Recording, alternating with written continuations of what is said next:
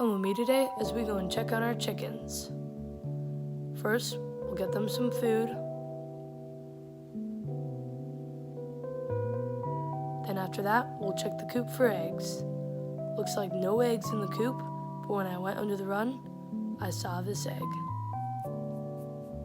Then, after grabbing that egg, I changed out the girls' water.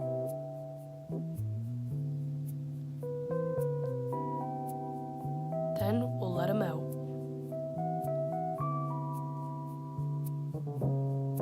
They love free-ranging in the grass. Then, I decided to give the girls a snack.